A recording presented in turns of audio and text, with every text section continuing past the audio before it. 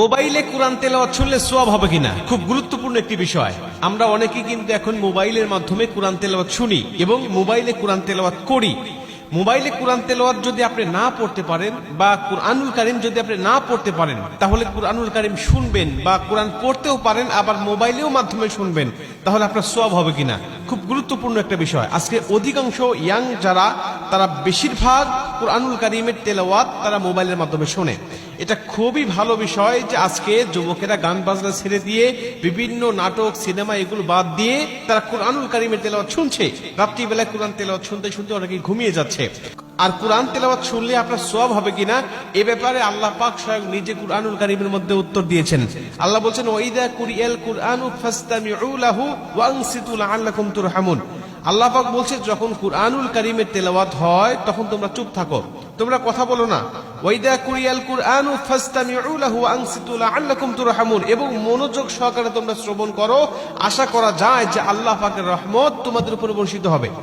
আল্লাহর কোরআন আপনি শুনবেন মোবাইলের মাধ্যমে হোক, আর কারো কণ্ঠে হোক, আর সামনাসামনি হোক, আপনি যখনই কুরআনুল কারীমের তেলাওয়াত শুনতেছেন তখনই আল্লাহ আপনার উপরে রহমতের বাড়ি ধারা বর্ষণ করছেন।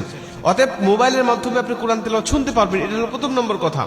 দ্বিতীয় নম্বর কথা, আপনি যদি কুরআনুল কারীমের তেলাওয়াত শুনতে শুনতে ঘুমিয়ে যান, বা কুরআনুল কারীমের তেলাওয়াত শুনতে শুনতে আপনি যানবাহন করছেন, চলাচল করছেন, বা কুরআনুল কারীমের তেলাওয়াত আপনি বসে বসে শুনতেছেন, এমন অবস্থায় যদি আপনার মৃত্যু হয়ে যায়, নবীজি বলছেন, আল মাউতু আলা আমালিন সালেহ, যে ব্যক্তি ভালো কাজ করারত অবস্থায় দুনিয়ার থেকে বিদায় নিয়ে চলে যায়, আল্লাহ পাক তাকে জান্নাতি মরণ দেয়, জান্নাতি মৃত্যু দেয়।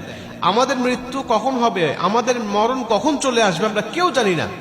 আল্লাহ যদি আমাদের ভালো কাজ করার অবস্থায় মৃত্যু দেয়, অর্থাৎ কুরআনুল কারীমের তেলাওয়াত শোনা অবস্থায় আপনার মৃত্যু হয়ে গেছে, অথবা কুরআনুল কারীমের তেলাওয়াত শুনে আপনি ঘুমিয়ে গিয়েছেন, ওই ঘুমের ঘরে আপনার মৃত্যু হয়ে গেছে, নবীজি সাল্লাল্লাহু আলাইহি ওয়াসাল্লাম বলছেন যে আল্লাহ পাক তাকে জান্নাতি মরণ দিবে।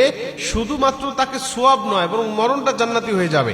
আর কোনো ব্যক্তি যদি জান্নাতি মরণ পেয়ে যায়, তার কবরে, হাসরে, মিজানে, ফুলচিরাতে কোথাও তার কোনো বাধা নাই, কোথাও তার কোনো টেনশন নাই, সরাসরি আল্লাহর 10টি পৃথিবীর সমান একটি করে জান্নাত তার জন্য অপেক্ষমান। মুসলমান ভাইরা আমার, এজন্য আল্লাহ পাকের কুরআনুল কারীমের তেলাওয়াত আপনি করবেন। যদি কুরআনুল কারীমের তেলাওয়াত করার পাশাপাশি কুরআনুল কারীমের তেলাওয়াত আপনি শুনতে চান, তাহলে অবশ্যই আপনি কুরআনুল কারীমের তেলাওয়াত আপনি শুনতে পারবেন। যদি সামনাসামনি কাউকে না পান কুরআন তেলাওয়াত শোনার জন্য, বা সামনাসামনিও আপনি শোনেন, আবার মোবাইলের মাধ্যমে আপনি শুনতে চান, তাহলে আপনি অবশ্যই শুনতে পাবেন। এতে কোনো সন্দেহ নাই, এতে কোনো সমস্যা নাই। বরং যতক্ষণ আপনি কুরআনুল কারীমের তেলাওয়াত শুনতে থাকবেন, ততক্ষণ পর্যন্ত গুনাহ থেকে বেঁচে থাকতে পারবেন। এবং যতক্ষণ কুরআন